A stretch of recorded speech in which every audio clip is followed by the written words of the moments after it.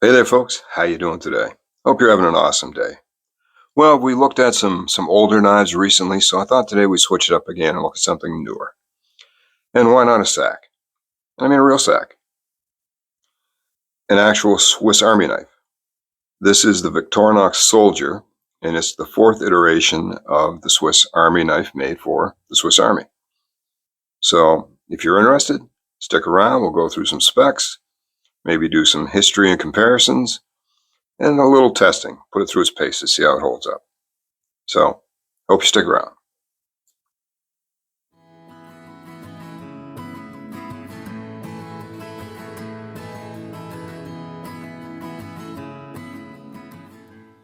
Now, before I get too heavy into this one, I just want to show this one off I picked up. It's a little Spartan. Excuse the mineral oil that's still on it. I was giving it a little soak. It's got little bits of rust in there I got to deal with. But it's got a Jeep logo, which is awesome because I'm a Jeep guy. A little bit faded, but you can still see it there. And a USA Olympics logo. So, I haven't done any research on this one, but we're going to have to figure out. I can go by the tag stamp and then figure out what Olympics the U.S. was hosting in that time frame and see which one Jeep sponsored. But if you're curious, there's your tag stamps. So if anybody knows, give me a shout. Otherwise, I'll be doing some research. But I thought a pretty cool find because I'm a Jeep guy. Alrighty, so this is the Victorinox Soldier. And as I said, this is the fourth iteration of the Swiss Army knife that's actually made for the Swiss Army. The original was made way back in 1890. So before we get into all that though, let's look at some specs. So it's on a 111 millimeter or 4.37 inch frame. And Victorinox makes a lot of knives on this frame with a lot of variety and varied intentions. This one was originally produced in 2008, and it is one of their one-hand open knives. So you've got a thumb hole here, much like on a Spyderco, and you can slow roll it open, and it has a liner lock. So spec-wise, so the main blade is a stainless steel blade. Comes in at about 3.5 inches. It has a dual edge. Your first inch is a straight edge, and then the remainder out to the tip, about 2 inches, is what they call a wavy, but basically a serrated edge. And it is a chisel grind. So you have your edge ground here on the one side, but not on the other side. Same with your serrations. That's more common with serrations than to see it on an actual straight edge. Downside to that is it acts like a chisel. So when you carve into anything, it's going to bite in really hard. It's going to want to just dive, kind of like when you the fins or whatever on a ship. When you angle them down, ship goes down. Angle them up, ship goes up. Same kind of theory here. It's just going to bite in and just chew right into the material. Now, this blade is on a liner lock. And typically, your liner locks kind of have a right-hand operation, so you push this way. But this one, you have to push from the left side. I've seen different people say that makes it a one-hand open and a two-hand close, but personally, I have no problem closing with one hand. So you've got your thumb opening here, much like a Spyderco. Slow roll it open, and then it's got a nice bit of tang here. So all I have to do, personally me, is just push that across, catch your thumb on that tang, and then drop it down. Your remaining tools include a wood saw. You can see I've been using that. You've got your typical can opener with the flathead on the end. And then you've got your bottle opener, flathead, and wire bender or wire stripper on a half stop. And then as a liner lock. So it's a dual liner lock. It's the same liner that comes through and operates both your blade, as you can see here, and then it rolls back, and it also locks in your can or your bottle opener. So both tools are operated on the same liner lock.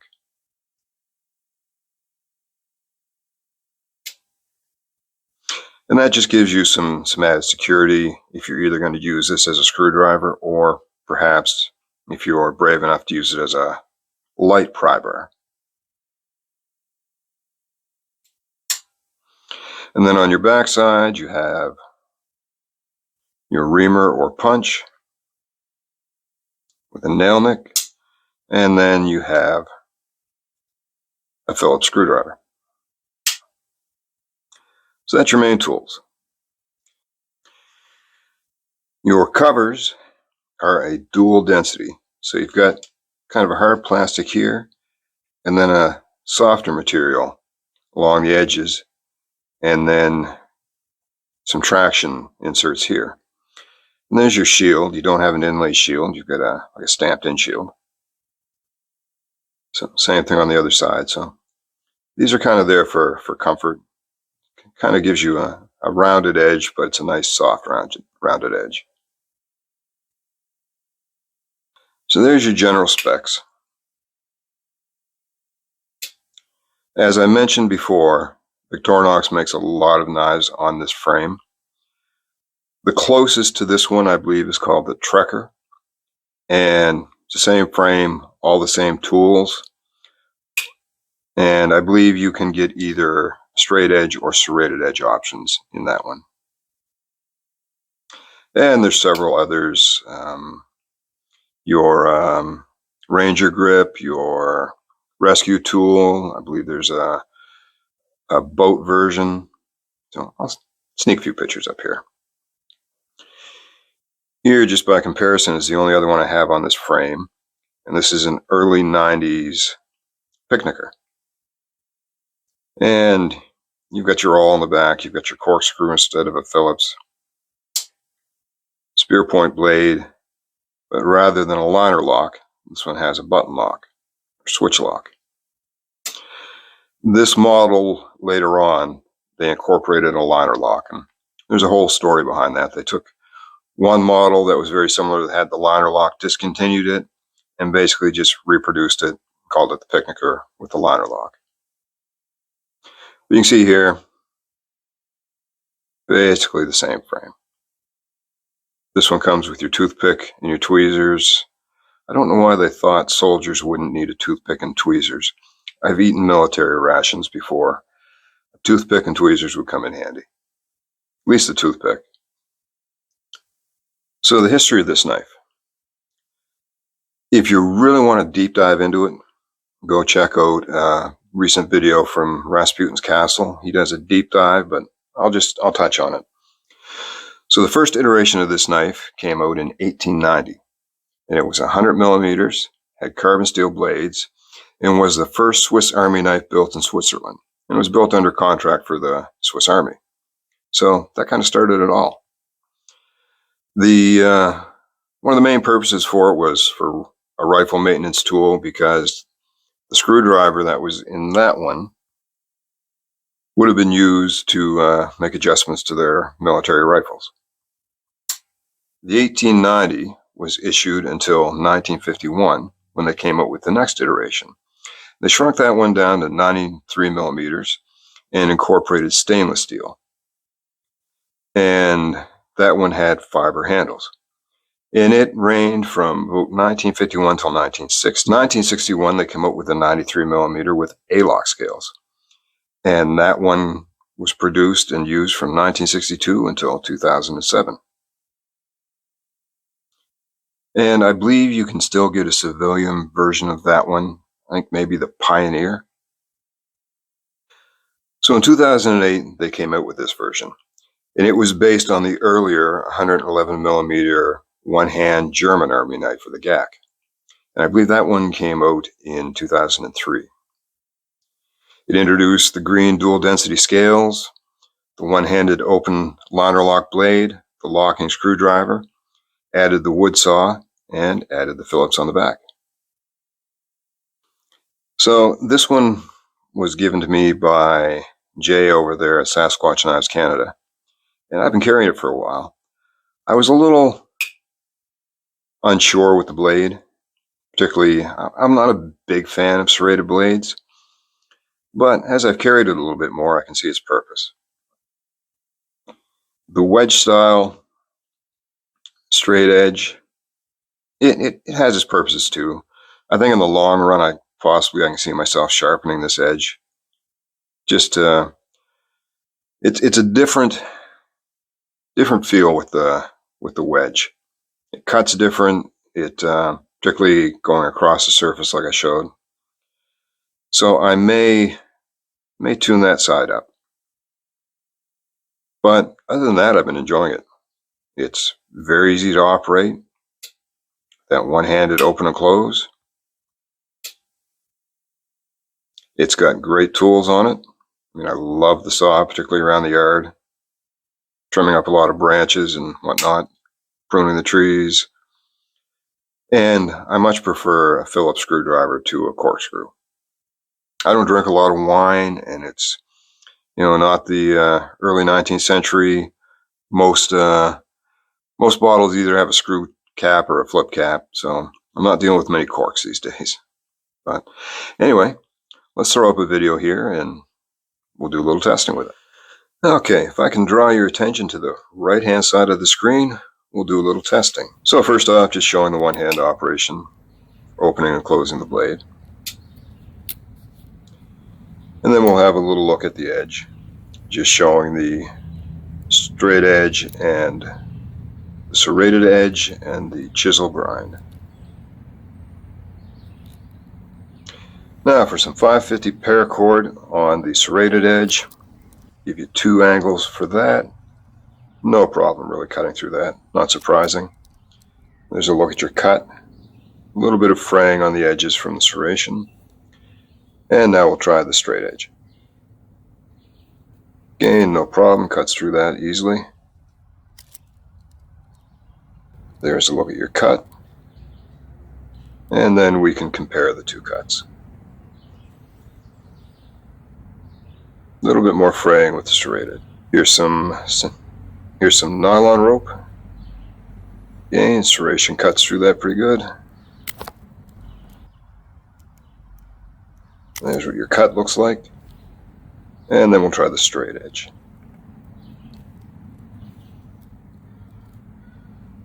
And again, no real problem there. There's what your cut looks like. And then we can compare the 2 cuts.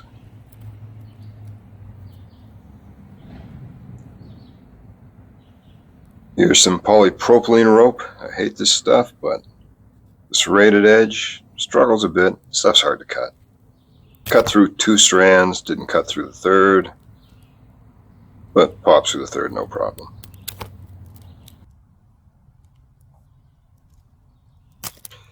And now we'll try the straight edge. Straight edge struggled a little bit. Could be that chisel grind. I had to rock it a bit to get through.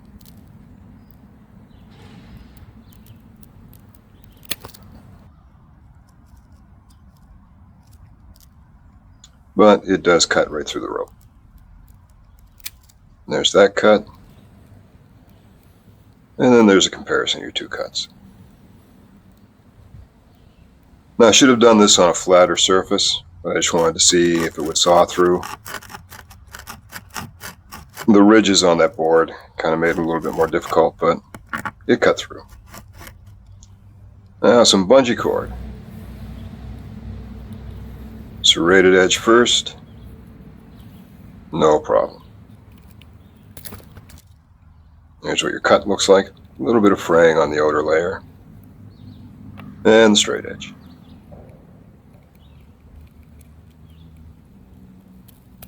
Pop through there pretty good. Not as good as a normal straight edge would, but there's your two cuts.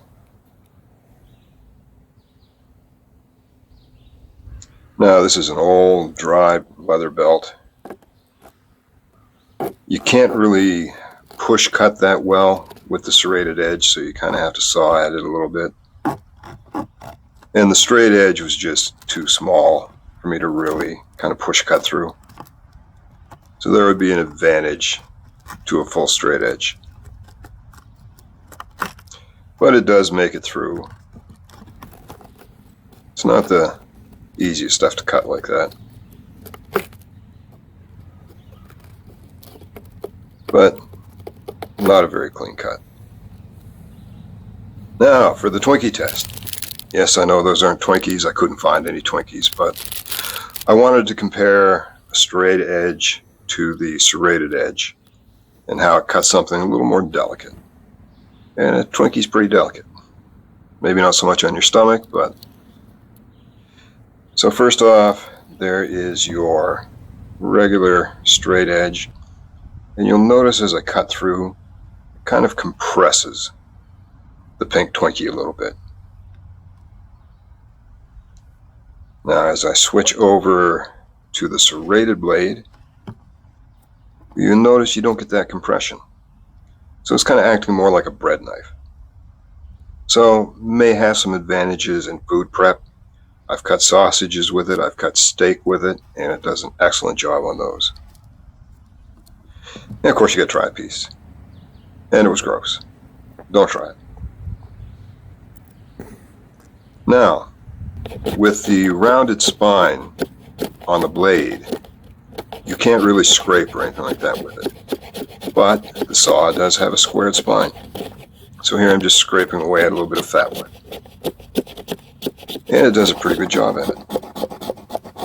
Now you do have to be careful because you're not dealing with a locking blade, so if you scrape out to the edge, it's going to collapse on you. So come closer to the tang and maybe put your thumb on it, just to give you a little extra purchase and security.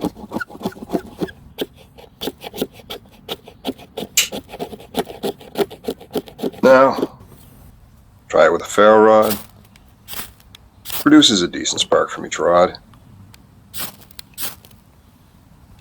And certainly we'll see it produces enough that we can actually get a fire going. And of course, being a saw, we have to see if it will saw. So, here we have a dead limb on one of my cherry trees. About 1 inch thick.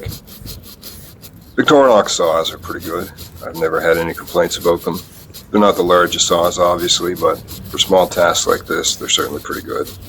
And you can see it rips through that pretty quick. And that's a dead dry branch. And that's a dead dry branch.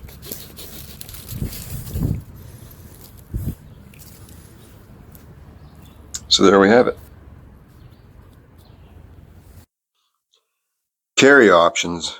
I've got an actual Victorinox belt pouch on the way for this one, but in the meantime, just using a little belt pouch I had.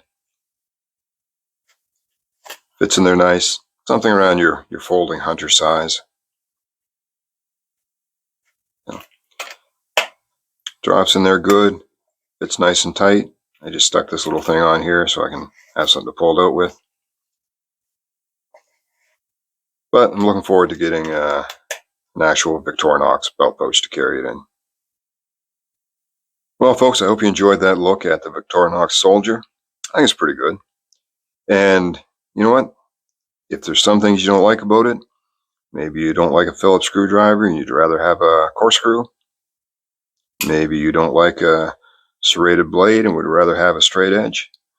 Well, that's the great thing about Victorinox. They're the accessory dream knife. If there's something on this one you don't like, there's probably another version very similar to this with the thing you do like. So, and like I say, the Trekker, the civilian version of this one, you know, I think you have blade options with that one. But this gives you a little taste. Anyway, I'm going to call it there, folks. Hope you have an awesome day and an awesome weekend. It's Friday, woohoo. Get out and do some fun stuff. Hang out with some people you like hanging out with.